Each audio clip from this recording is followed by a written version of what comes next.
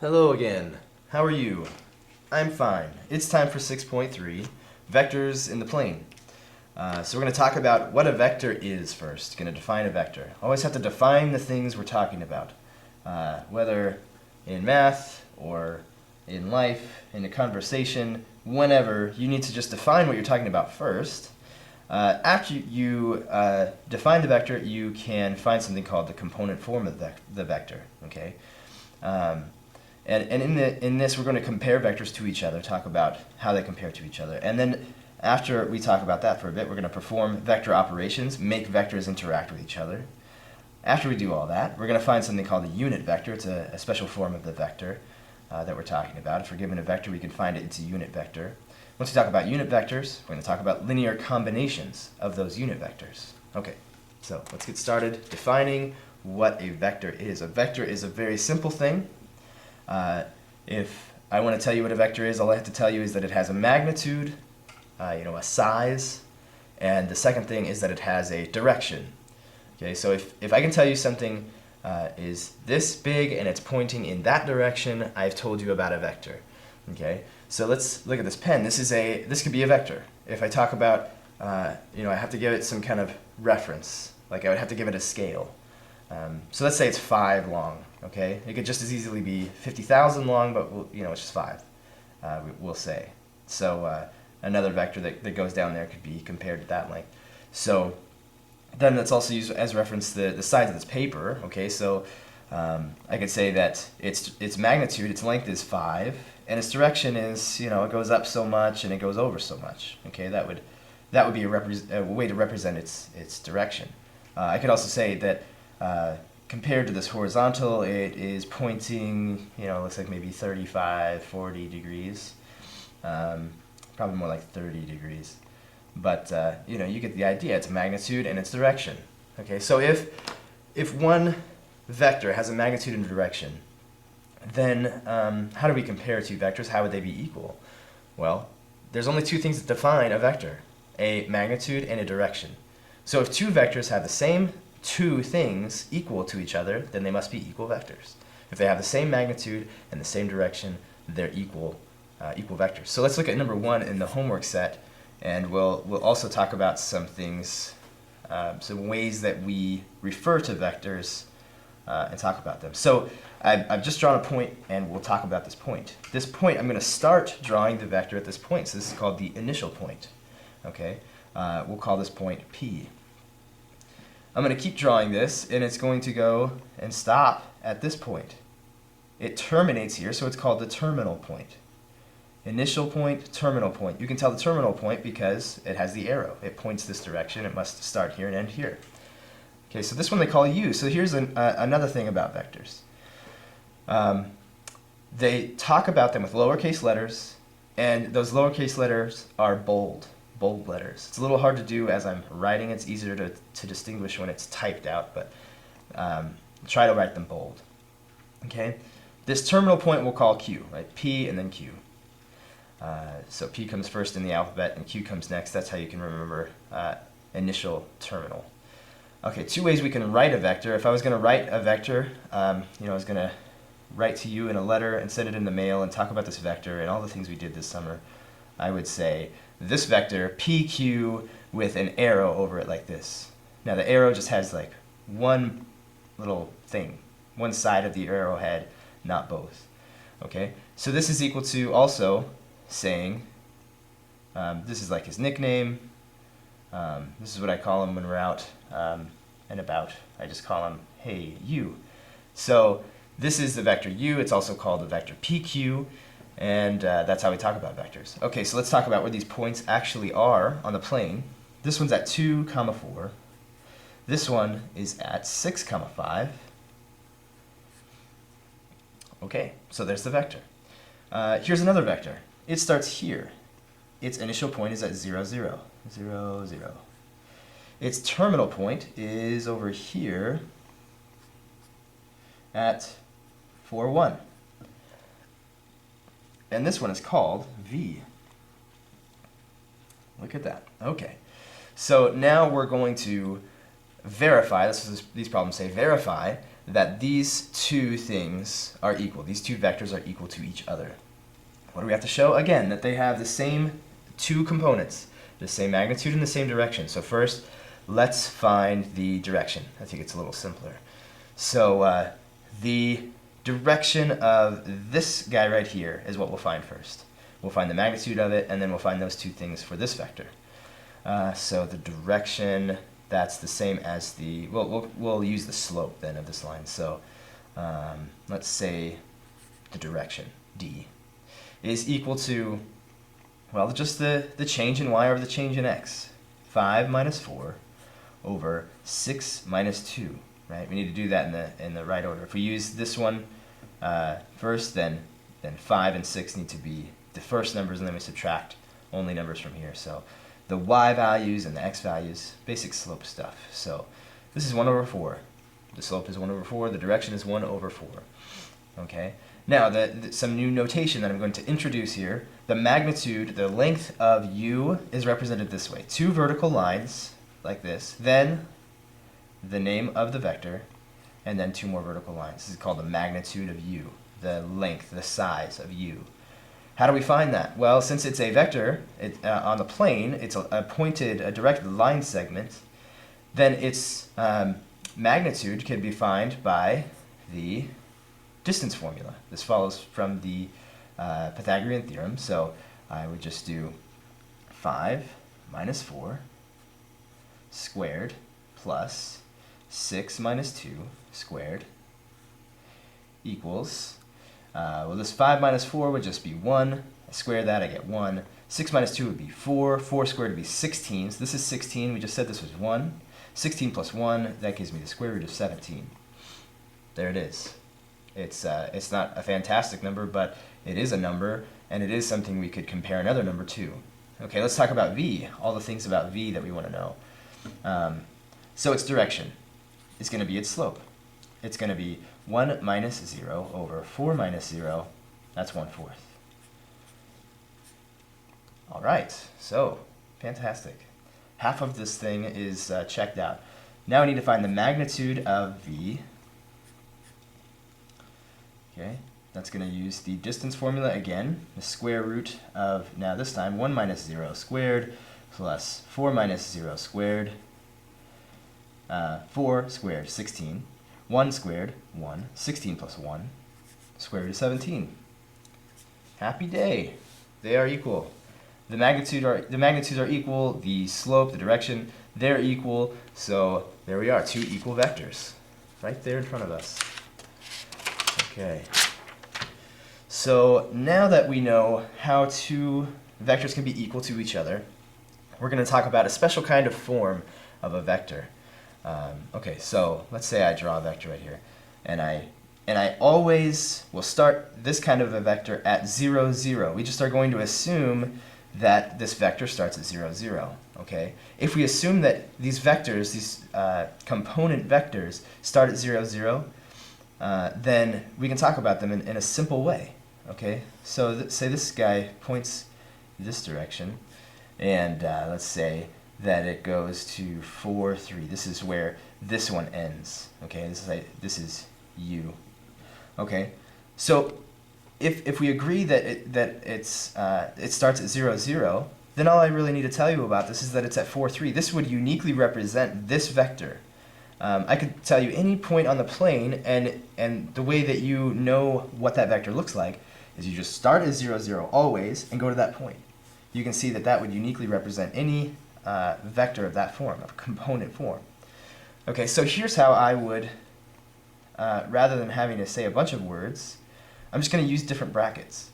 Using these pointy brackets tells you the component form of this vector.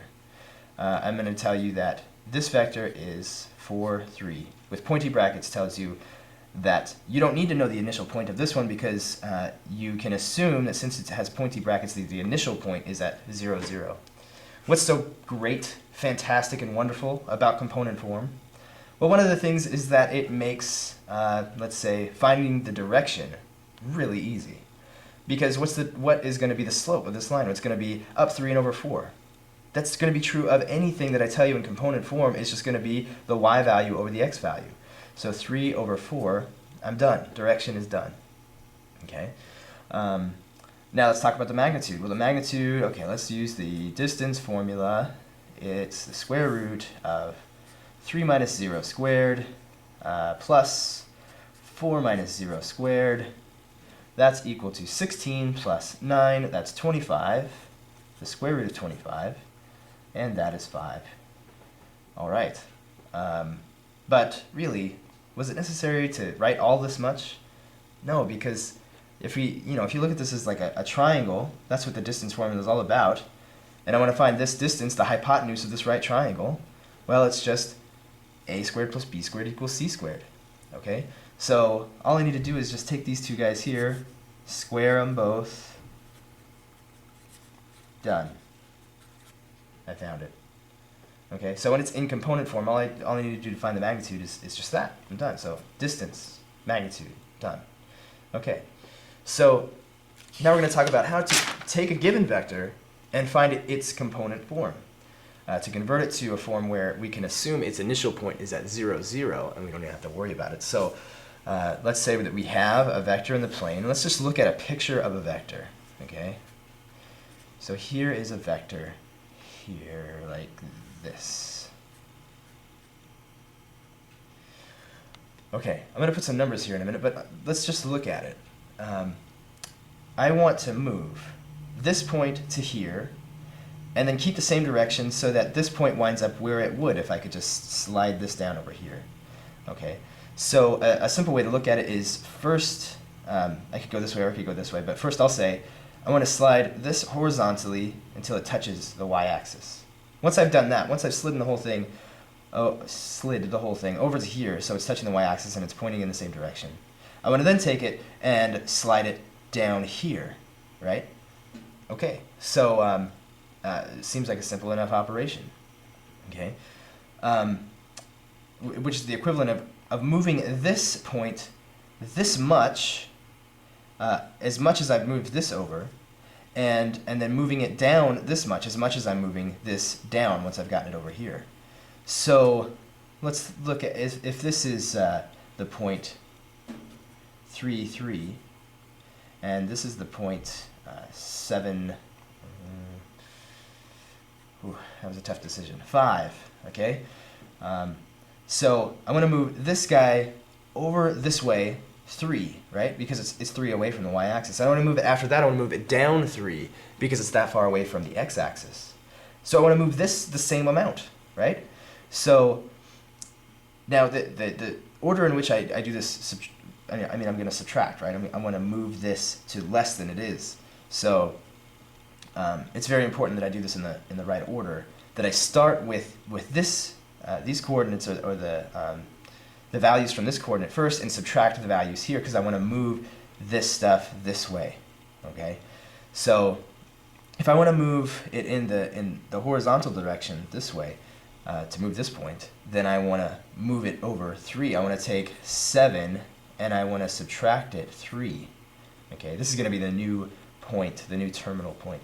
So 7 minus 3, and then I want to move it, once I moved it to the left enough as much as I need to, then I'm going to move it down as much as I need to. Well, when this point moves over 3, the next goal is to move it down 3 this direction. So then I would take 5 and move it down 3 because of this 3. I kind of apologize for using 3 and 3, but recognize that this 3 goes with this 7 because they're the x's, and this 3 goes with this 5 because they're the y's. So 7 minus 3 is 4, 5 minus 3 is 2. So the component form of this vector would be one that starts here and ends here, starts at 0, 0 and ends at 4, 2. So the component form of this vector would be 4, 2. Written a few things that we're going to refer to. So here's the initial point of some vector p, the terminal point q, and in general to find the component form we're going to do the x values of p and q and the x values of p and, or the y values of p and q. So you get the x of q minus the x of p and the y of q minus the y of p, and that order is important. Let's do number 5 as an example. Number 5 wants us to find the component form and the magnitude of this vector that they're going to give us. Okay, so here we have initial point 2, 2, terminal point -1, 4. They want us to find the component form and then the magnitude. Okay, so the component form, we're going to follow this right here. You follow along here. We're going to take, to find the component form, for the x values, we're going to take the x of the terminal point minus the x of the initial point, and then the y of the terminal minus the y of the initial. And we wind up with -3, 2. Now they want us to find the magnitude. As I said before, finding the magnitude is so easy. You just take the square root of the x thing squared plus the y thing squared. That's 9 plus 4. 9 plus 4, of course, is 13. The square root of 13 is the magnitude. Okay, so we found the component form and the magnitude of the vector that was given to us that we called v. Okay. Now we're going to move on. Now that we've been able to find all of these things, we're going to talk about operations of vectors. What does that mean? Well, what are operations of numbers? Operations of numbers are addition. I can add two numbers together. I can multiply them together. I can subtract. I can divide. Those are operations. It's a little different for vectors. Vectors can be added. I can also subtract vectors. I can add negative vectors to other vectors. But the multiplication part, and there's not really any division, because division is just really multiplication by like fractions and stuff. So if we wanted to divide a vector, we can multiply it by a fraction. So we have multiplication. You don't multiply two vectors together, okay? You add vectors and you subtract vectors, but when we talk about multiplication, you only multiply a vector by a number. And often this number is called a scalar. So a scalar multiple of a vector would be like if I had v and I could multiply it by 5, and I had 5v. But I wouldn't say the vector u times the vector v. That wouldn't really have any meaning, okay?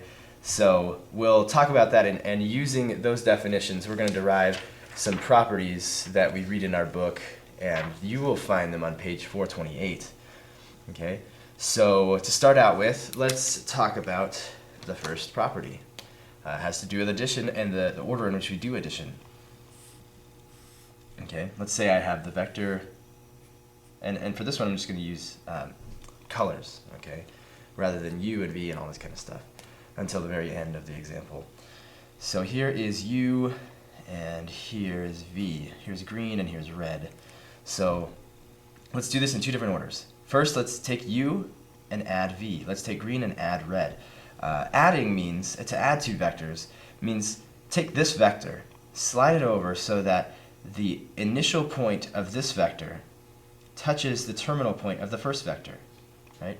So if I think about the addition, the one that's second, the one that gets added is the one that gets moved, okay, in a way. So I'm going to take this second one and add it to this one, okay? It's not too hard to imagine. So if I slide this guy over and I put him right here, the result is, let's make it purple vector. So purple vector goes from the initial of this one to the terminal of this one. Okay, so we can see it has a magnitude and a direction. Let's see if this is any different from, instead of taking green to be first, let's take red to be first. Let's take red and let's add u. Let's add green to it. So let's slide this guy right in there. And let's draw a purple vector right from here to here. Are those the same? Yeah, they have the same magnitude, same direction, they're the same. So this property is that u plus v is equal to v plus u. Yeah, that's the first one. The next one has to do with kind of the same thing, the order of adding things together in a little bit of a different light. I'm going to make this a little bigger so it's all, I can follow all of it. Okay, and to talk about this, I'm gonna draw 3 vectors up here, and then I'm gonna add them together down in this region. Okay, because it doesn't really matter. We can move them around. They're still the same vectors. Okay, they're still the same vector. They still have the same magnitude and the same direction. That's the definition of a vector. So let's maybe make this one like this, and we'll make a red one like this, like that, and then we'll make a purple one that goes like this. Okay, so there's those 3 vectors. Okay, what we're going to do is we're going to add these together in a bit of a different order. Because we can only add 2 vectors. You can't really add 3 vectors. To add 3 vectors, you have to add 2 vectors, get a new vector, add that vector to this third vector. Okay, so should we add these 2 first, and then add this one to that? Or should we add these 2 first, and then add the result to this? Well, let's see if it makes any difference. Okay, so first we're going to add these 2 together. Yeah, we're going to take this one, and then we're going to add the red one.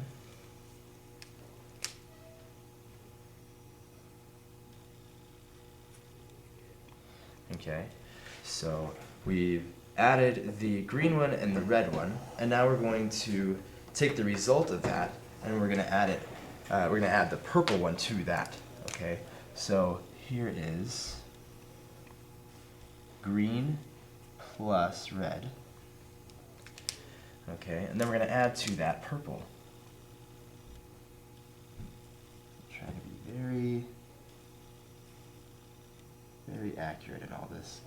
Okay, so our resulting vector is this black vector that you see we added green and red. We added red to green, and we got blue.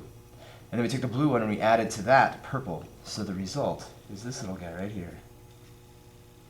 And you can see that it starts from the initial of green, right, where we started, and then we did all this addition and we wound up back over here. So it goes from the initial to the terminal of the last one. But is that any different from adding these 2 together and then taking that new vector and then adding it to this vector? Well, first, in order to do that, we need to add red and purple first. So let's take red, maybe right over here, and then we'll add to that purple, right, something like that. Okay, so what's that vector? Well, it's this blue vector. Adding this blue vector, and then we're going to take that blue vector and we're going to add it to the green vector. Okay, so I'm just going to slide the green vector in here so we can see, right, that if I'm going to add the blue one to the green one, I need to put the blue one right here next to the green one. So I'm going to take green and I'm going to put it right here. Okay, so I've added the blue one to the green one. What's the result? It's this little black one. And, you know, disregarding the little inaccuracies due to my drawing these arbitrary vectors, we can see, for the most part, they have the same size and direction. So the second property is, well, it's the associative property. Okay, it's a lot like the associative property of addition, of numbers. So I could add u and v first, and then add w. Or I could just take v and w and add them together, and then add that to u. It doesn't matter. Okay, let's go to the third one. Third one's real simple, and it defines a particular vector, the 0 vector, 3. This is property 3, not exercise 3. Here's a green vector, and the 0 vector is pretty much just a point. It's a vector that doesn't go anywhere. It doesn't have any magnitude or any direction. So what if I add this nothing to this something? I have the something only. So the third one is that u plus the 0 vector is equal to just u. Okay? Not very exciting. How about 4? Okay? So this is going to kind of define what does it mean for a vector to be negative. Okay? Here is say the vector u. Okay. Now what I want to do is add negative u. So let's talk about what does negative u mean. Okay. Well, one example of a vector is driving in a certain direction. Say I'm driving northeast at a certain speed, and then I turn around and I drive somehow in the negative of that vector, the negative of the direction that I'm driving currently. So if I was driving northeast at 30 miles an hour, I would drive southwest at 30 miles an hour, right? So if I go this direction at the exact same speed, with the exact same magnitude, that's negative, okay? So here is u, and here is negative u. What happens if I add u to negative u? Well, I'll take negative u and I'll add it to u. Okay, this is the vector that starts at the initial point of the green one and ends at the terminal point of the purple one, but that's the same place. It's just right there. Okay, so u plus negative u is equal to nothing. It's the zero vector is what we call it. Okay, so that's the fourth one. Let's take a look at the fifth one. Okay, the fifth property goes like this. If I were to take this vector right here, and I were to multiply it by 3, first we have to talk about what does that mean to multiply a vector by 3. Well, that means a vector that goes in the same direction but has 3 times the magnitude. So it has, here's 1, and this is twice as big, and this is 3 times as big. Okay, now let's take that purple vector, and we will multiply that by 2. So here, we're taking the purple one, multiplying it by 2, that's 1, and that's 2. Okay, so first I multiplied it by 2, or first I multiplied the green one by 3, then I multiplied the purple one, the result, by 2. Well, let's do this again, but let's do it a little bit differently. Here is still u. Okay, first let's take u and let's multiply it by 2. Okay, so 1, 2. Okay, and let's make that one, take that one and multiply it by 3. So this is 1, 2, 3. Okay, hopefully I've drawn it in a believable way that the two processes are exactly the same thing. Okay, so the fifth property goes like this. It's just that if I took a number and I multiplied it by v first, like this, let's see, v, and I multiplied it by some constant, d, and then I took that and multiplied it by c, then really it's the same thing as taking c, multiplying it by d, and then multiplying that by v. Okay, so let's see. Really what it should be is that, not necessarily the order, but okay, I take, here I took v and I multiplied it by a vector, by a scalar first. Yeah, v, okay, let's call it v. So I took the vector v and I multiplied it by 2, or I multiplied it by 3, and then I multiplied it by, multiplied that by 2. But what if I just multiply the 2 and the 3 together? That's what I should have gotten at. What if I multiply the 2 and the 3 together, and then I just multiply this by 6? So 1, 2, 3, 4, 5, 6. Okay, that's what it really is. Okay, so whether I multiply the vector by a number and then by another number, or I multiply the numbers together and multiply that by v, it's the same thing. There are some more, and I know this is taking a while, but and you can fast forward through this if you want. You have the mouse, it's your computer, but really I'm doing this for a reason. I'm taking a long time to do this because I feel passionately that you need to understand the basics very well, and then when you can apply the basics over and over in more complicated situations, then you will truly do better than somebody who just kind of gets the beginning and then tries to really cram it in at the end, and then those people feel very frustrated with the whole situation. So if you can understand these basic concepts, because really I saw a lot of mistakes on tests that had they were so basic, things would get eliminated when they should not have it. There was no reason to because of the basics. So if you understand the basics, the more complicated things are not going to be as much a struggle for you, because they're really just a repeated over and over and over application of basic things. Okay, so on to property 6. Or maybe you're not even listening because you're not watching all of these, but hopefully you are. Hopefully you're hanging with me. Okay, so the next one is a lot like the distributive property. Okay, so let's talk about u, the vector u, and let's talk about multiplying u by some number. Okay, so let's say the numbers 2 and 3. Okay, I'll take the numbers 2 and 3, I'll add them together, and let me move the vector u over here. I'll put them together to 5. I'll add them together, I'll get 5. And I'll multiply this guy by 5. Okay, so I'm going to multiply this by 5, 3, 4, 5. Okay, so from here all the way out to here, this is 5u. Okay, well, is that going to be any different than if I took, so remember those numbers were 2 and 3 that I added together to get 5. Is that going to be any different than if I take this? I'll just show you. How about if I take 2u, and then I'll grab another u,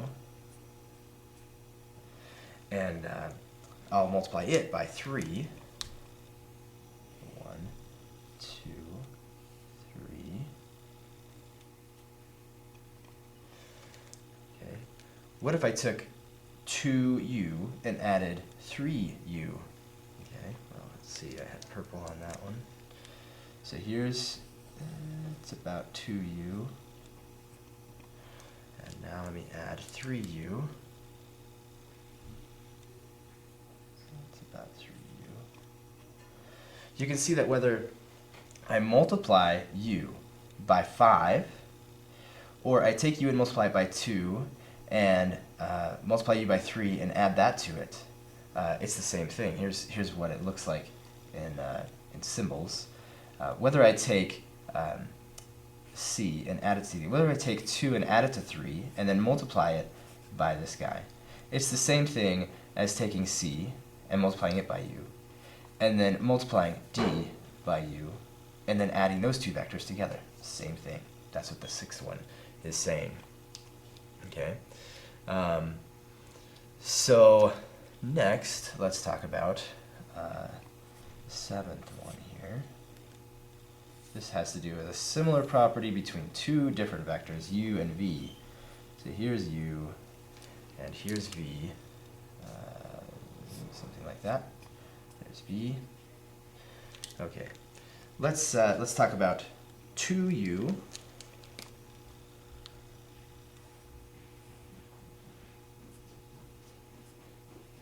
And the same, it needs to be the same number, 2v. So 2v, let's make it blue. So 2v is going to be this one, 2v. Okay. Okay, let's talk about two different things. Let's take 2u and add it to 2v. Okay, so here's over here 2u, and add to that 2v.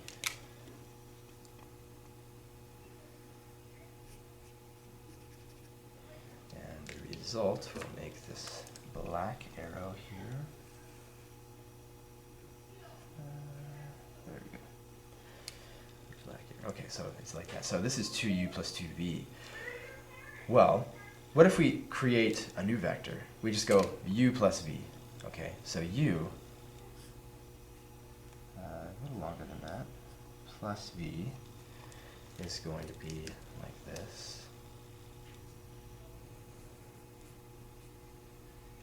And what's the result? Well, it's going to be this guy right here has this direction. Now that we've added u and v, let's multiply that thing by 2. 1, 2. Okay, same magnitude, same direction as taking 2u and adding 2v. So this is like a distributive thing as well. whether I take, say, c, like c is like the number 2, and I take u and v and add it together first, that's like this, and then multiply it by 2, that's like this one. It's the same as if I take this and like distribute it, right? If I take 2 and multiply it by u first, and then multiply 2 by v, and then add those two things together, that's like this, okay? So this is, these two things are the same. So now on to number 8 and number 9 in a second. So number 8.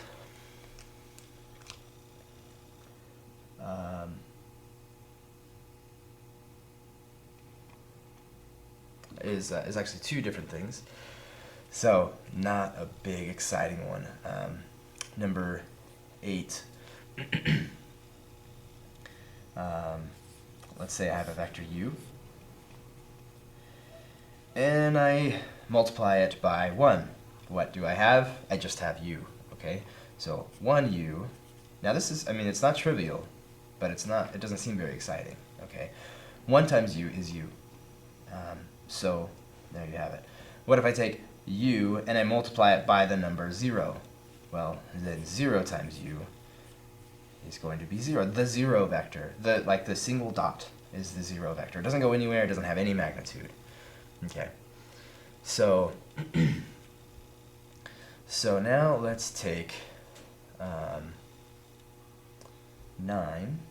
is going to be something like this. Whether this one is a little bit maybe hard to grasp. So here's a vector v. Okay. First, we kind of need to, for this one, look a little bit further into what does it mean to multiply a vector by a number. Really, a vector. Let's say the easiest way to talk about it is that if the vector is in component form. So here it is right here. Okay. So it has this component form. Let's say that it's at 3, -2. Okay. So if I want to multiply this component vector by 5, then I would multiply each of these things by 5. 5 times the unit vector 3, 2. So 3, -2 would be 15, -10. Okay. So it goes, 5 times farther over and 5 times farther down. But you can, if you know something about slope, you know that that's the same slope as this little guy right here. Okay.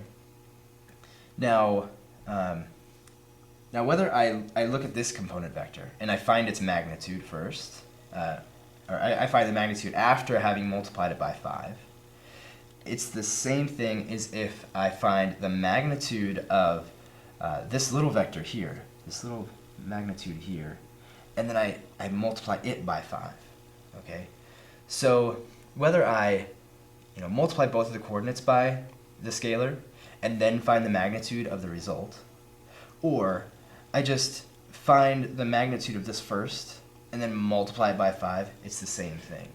Okay, so what this is saying is that the magnitude of taking a scalar like 5, multiplying it by v, it's the same thing as taking the absolute value of c and multiplying it by the magnitude of v.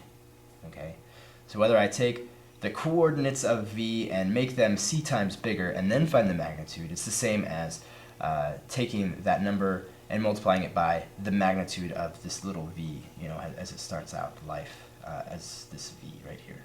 Okay, so those are all the properties of all this stuff. So hopefully you didn't have to if you didn't want to, but if you did and you understood it, you're going to be in much better shape. Okay, so let's see. Number 27, let's give that a try. Now that we understand what all this means, let's try number 27. Okay, there's several different things that they want us to do.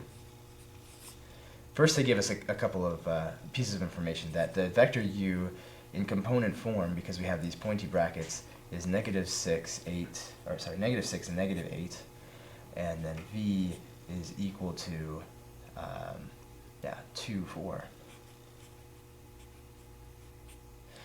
Okay. So let's see. The first part A, what they want us to find, is u plus v. So I'm going to show you exactly in numbers what does addition look like. Okay, u plus v is going to be this plus this. And all this means is we're going to add the x's together and add the y's together. Okay, so negative 6 plus 2, comma, negative 8 plus 4. And this is negative 4, comma, negative 4. Okay, part B, they want us to find u minus v. U minus v, that's going to be negative 6, negative 8, minus 2, 4. That's equal to negative 6 minus 2, negative 8 minus 4. And that is going to be negative 8, comma, negative 12. And part C, they wanted us to find 2u minus 3v. So 2u minus 3v. Okay, well, 2 times this vector means 2 times negative 6, this is negative 12.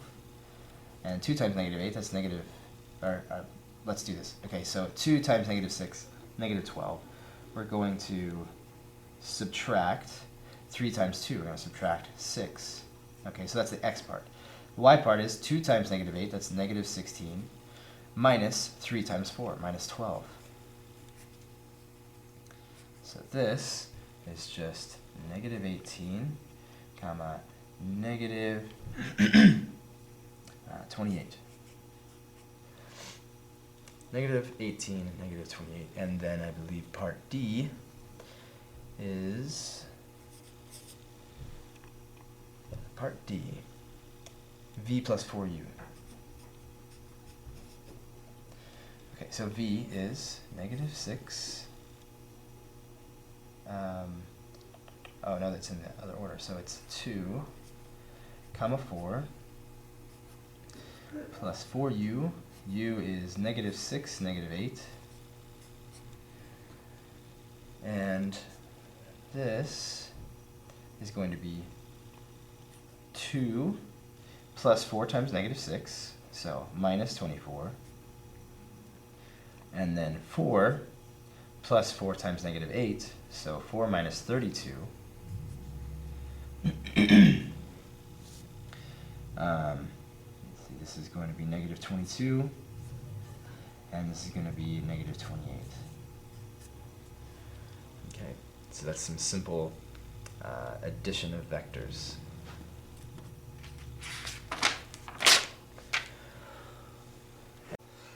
Okay, say I have a vector, let's call it v.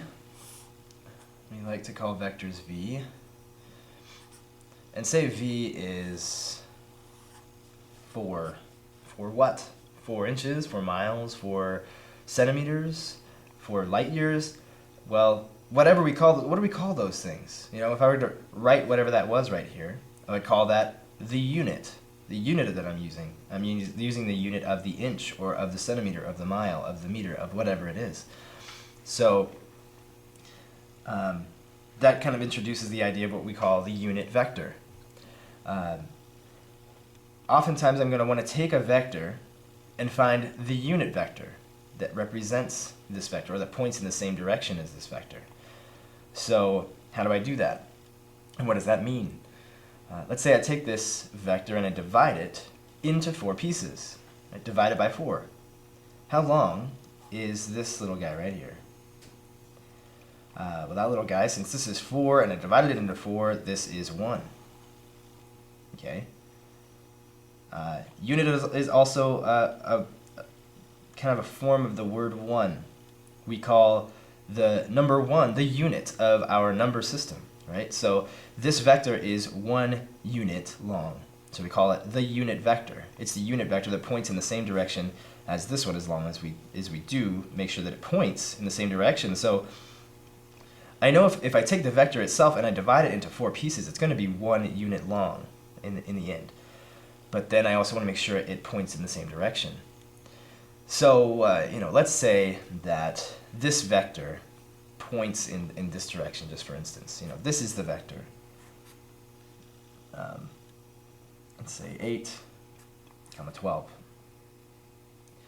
So this is the vector. This is the vector v. What about the unit vector that points in the same direction as v? Well, all we need to do there is take this guy here, 8, 12, and divide it by 4. Multiply it by 1 over 4. Okay? That's 2, 3. All right? If you're not convinced that this works, I mean, I can divide this side by 4 and get a length of 1.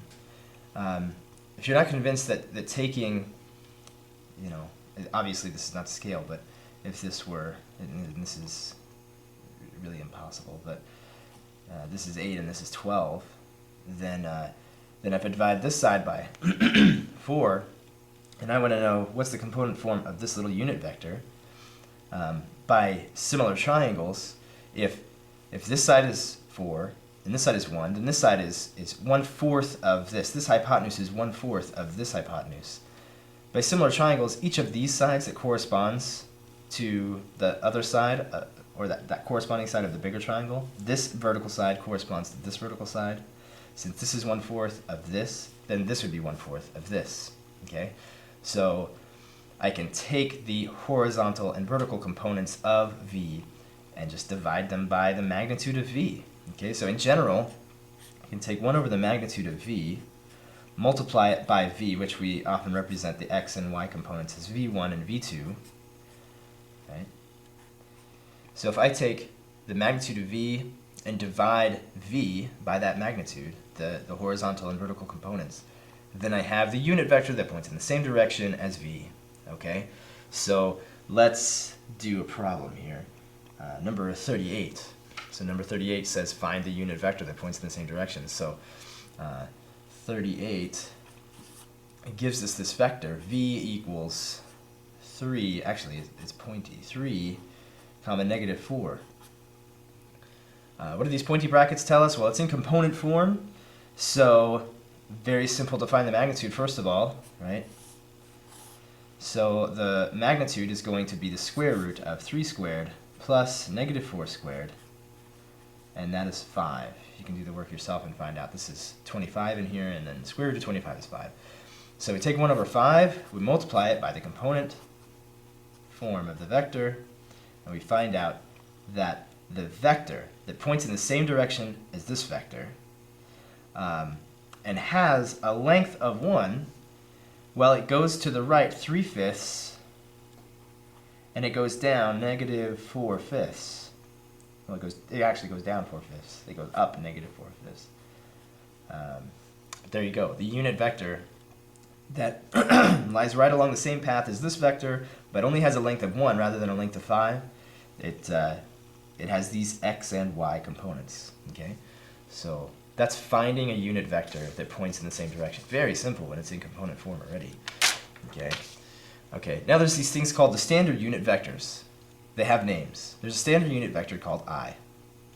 I'm going to do my best to write I in this way. Straight up and down, bold-faced, not kind of curly like this, like I've done in the past. Why? Because this specifically, this kind of script, represents the imaginary numbers. So don't confuse it with the imaginary numbers, just I, and it really shouldn't be that confusing. So it's this vector. It goes to the right 1 and goes up 0. And j, it goes over to the right 0 and goes up 1. So here is a picture of I, and here is a picture of j. Okay, so what? Who cares? Well, I do at least. At least one person cares about I and j. And the reason is that we can take, say, this vector. We can represent it as adding up these two vectors or multiples of these two vectors. Okay, I'm telling you that if this is called v could be represented by 5 times 1 comma 0 plus 7 times 0 comma 1. So is this thing the same as this thing? Well, let's find out. These are simple matrix, or not matrix, vector operations. Here's some scalar multiplication, here's some vector addition. So here we go. So 5 times this guy is going to be 5 comma 0 plus 7 times this guy is going to be 0 comma 7. Vector addition tells me that this is 5 comma 7. 5 plus 0 is 5. 0 plus 7 is 7. So we have 5 comma 7. So it indeed is the same thing. This is 5 times, what is this? This is I. And this is 7 times, what is that? What is this right here? This is j. Okay. This is what's called a linear combination of these two guys. Let's maybe convince you of this further. So here is, here's this vector. So it's at the origin there. It goes off like this. Here is 5. Right? This is 5, this is 7. Well, this is a length of 5. If I take a unit vector, if I take this vector that's of length 1 and I multiply it by 5, it fits right in here. What is it? It has a length of 5. It's 5 times I. That is the vector 5 times I. What about if I add to it this vector? What's this vector? This vector is just 7 times j. J points straight up in the vertical direction, a length of 1. So this guy, if it's 7, that's 7 times 1, that's 7 times j. Okay? So any vector in component form can be represented by a sum of multiples of the component, or the standard unit vectors. Okay? This right here is an example. In general, we don't have to use 5 and 7, but anything, if I multiply a number by I and a number by j and I add it together, it's called a linear combination. Now, in truth, it doesn't even have to be I and j. It can be any number times any vector plus any other number times, not j, any other vector. So AU plus BV, where U and V are vectors and A and B are constants. This is called a linear combination too, but we most often talk about the unit vectors. Hopefully that confused the heck out of you and you want to stop watching or something. So linear combination of the standard unit vectors. Okay, so let's see, I believe what I want to do is number 53. So number 53 says the initial and terminal points of a vector are given. Write the vector as a linear combination of the standard unit vectors. Okay, 53 gives us these two these 2 points. So the initial, we can call it P. That's what we've been calling it.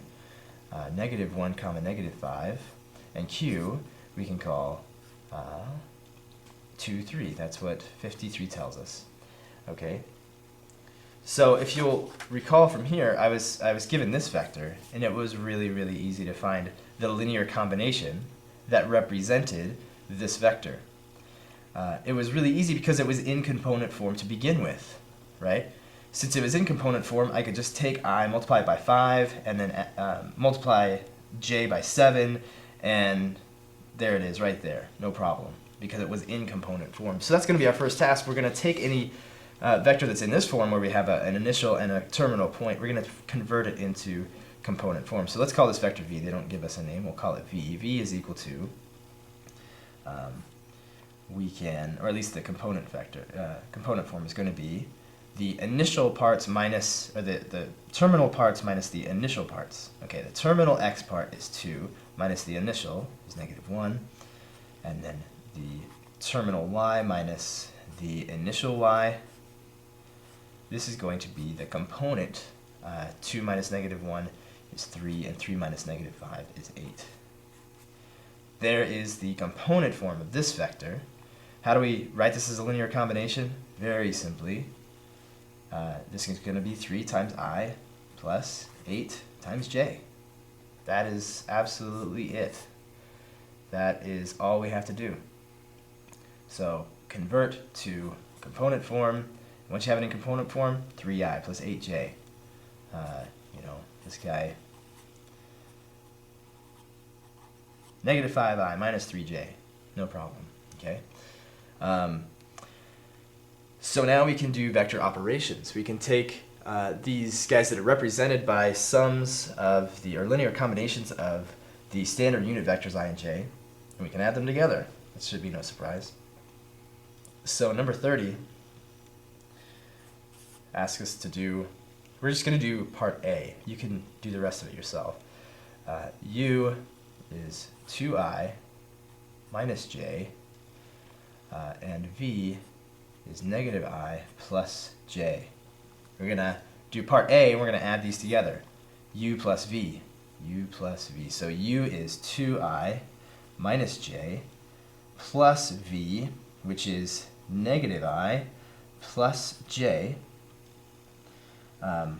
So what do we have here? Well, I is a vector. It's this vector, 1, 0, minus this vector, 0, 1, minus this vector, 1, 0, plus this vector, 0, 1. All I'm doing here is replacing I and j by their component vectors, what I told you originally on the last sheet of paper there. So this would be 2, 0. This one would be, I'm just going to subtract 0, 1. I'm going to subtract 1, 0 and add 0, 1.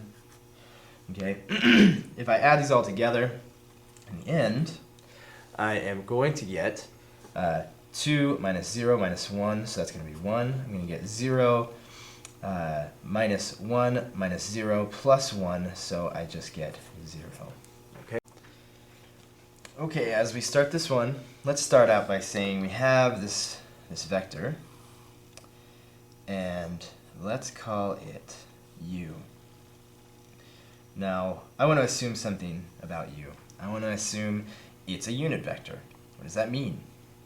It simply means that the only thing that I can conclude by that statement is that it is one unit long. Okay? So, let's talk about some things that I can state about this vector in the context of direction angles. Okay, so we're going to start talking about angles rather than slopes as a way to represent direction. So, from the x-axis, it points off theta, and it's unit, so it's 1 long. I'm going to draw a little piece of a shape here. I'm going to tell you, this shape right here, this arc, is part of the unit circle, right? If I say that this is the center of the unit circle, and here is the edge of the unit circle is a circle with a radius of 1. So this unit vector fits right there inside of the unit circle. So what could I say about this unit vector? Well, one thing I see is I could tell you its component form. It's just going to go to the right this much and up this much.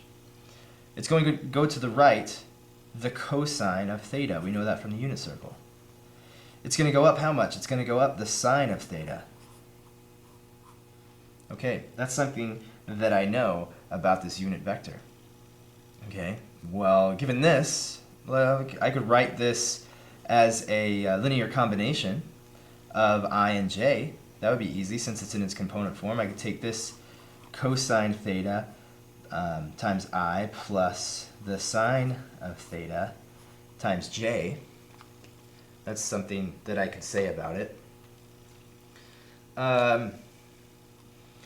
Well, I don't know its angle necessarily. If I wanted to find its angle, I could certainly find it in this way, because I know that the tangent of theta is equal to the sine of theta over the cosine of theta.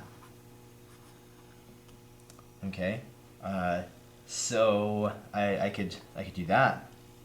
I could take the sine over the cosine, and I could, whether I know theta or if I know the sine and the cosine, I could certainly draw up this relationship and find theta if I wanted to, right? Okay, so those are some things I could say about this unit vector. Now let's say that there's another vector that's in the same direction. It goes off in this direction, and let's call it v. We might as well give it a name. Okay. Okay, remember, this is 1 long. How long is this right here in relation to u? Well, u is how long? It's 1 long, and so this is just however long this is times u, right? So I could take the magnitude of v times u. What's u? Well, here's its component form.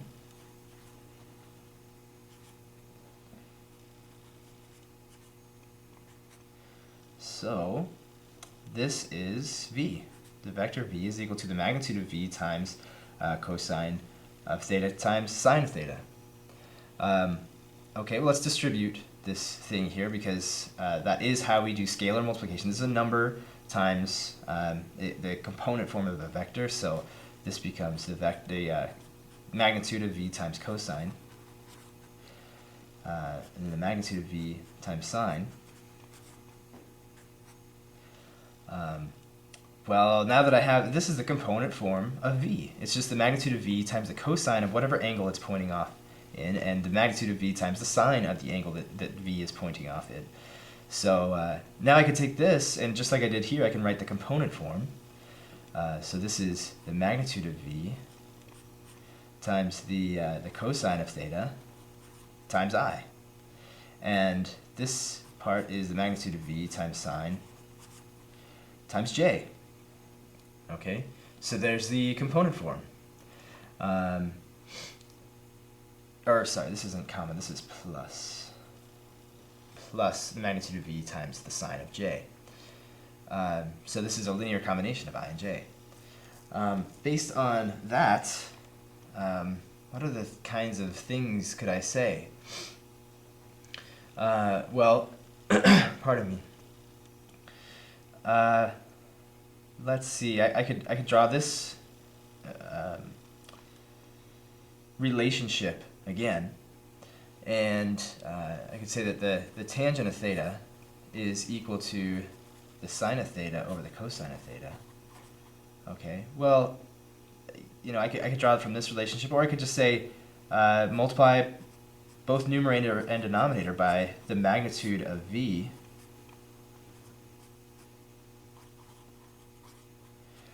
and I have also the tangent of theta. Well, let's look at what this is. Well, this thing right here, that's the y component right here, right? That's how far up this goes. Since this is the y component, this is the magnitude of v times the sine of theta. It goes up that much. Also, likewise, this part is just however far over this goes, magnitude of v times the cosine of theta. Okay. So if I know this vector, I can conclude all sorts of things about this thing. I can draw relationships between its sides, you know, especially if I view this as a triangle here. I can draw relationships between these measurements and the angle that it's pointing, and do all sorts of things. Okay. So let's see, if I'm looking at a vector and they give it to me, say, in this form, I know its magnitude and its angle, if they give me the cosine and the sine of an angle. I can also take something that's given to me in component form. It just tells me like it's 3, 4, and I know that then 4 is the magnitude of v times sine and so forth. So let's do some example problems and use all of this stuff, put it to work. Okay, so first let's look at number 61. If we look at number 61 in the homework set, then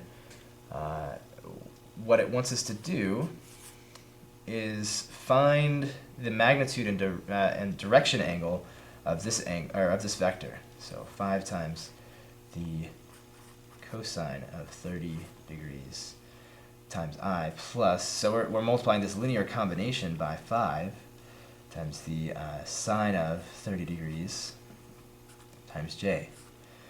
Okay. Well, I want to know the magnitude and the direction angle of this vector. Well, I can see right here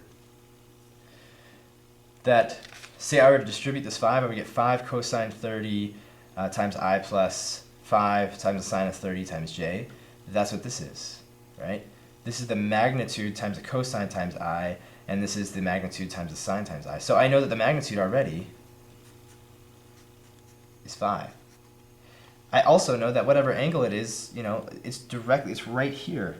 So that's 30. The direction angle, and I'll call it the dA, it's 30 degrees. So that information draws directly out of the form that they've given it to me in. So I'm done. Let's look at number 64, a little different.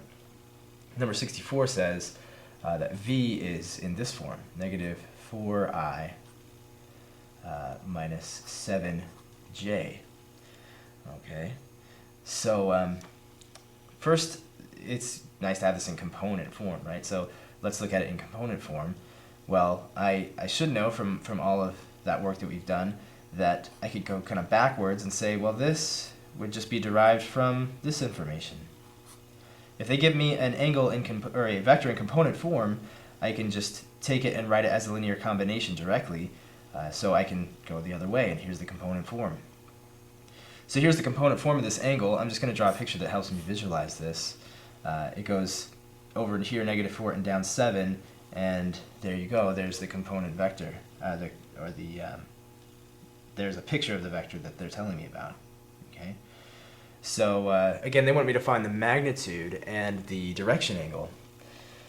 Okay. Well, first let's find the direction angle. Well, whatever the angle is, coming over this much and over that much, whatever it is, this is negative 7, this is negative 4, so the tangent of this angle that we're looking for is equal to this guy here, negative 7, over negative 4. So theta is equal to the inverse tangent of negative 7 over negative 4. Okay, that's going to be a positive. Just going to get my calculator. The inverse tangent of 7 over 4. Okay.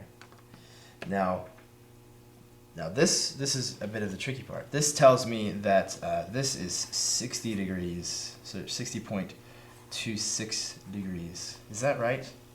No, it can't be right because 60.26 degrees is up here in the first quadrant, right? So I have a problem. That is not this angle. Okay, but using this as a reference, I can see, okay, the angle that it gave me was 60.26, and it has a tangent of negative 7, or of 7 over 4, this positive number, whatever 7 over 4 is. Well, this is the angle over here that has the same tangent. Okay, it has, if this is negative 4 over negative 7, or if this is negative 4, negative 7, this must be 4, 7, right?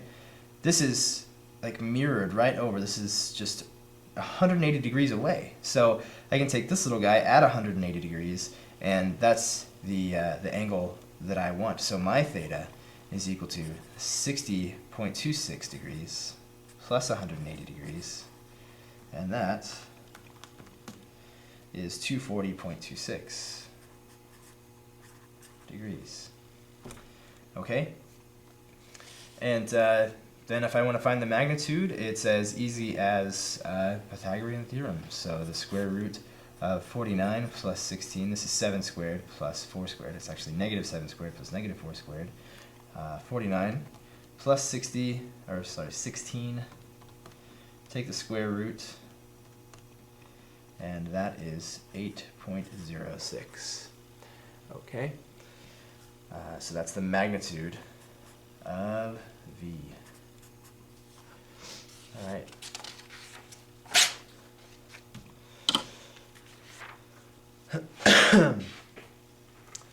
So, let's see.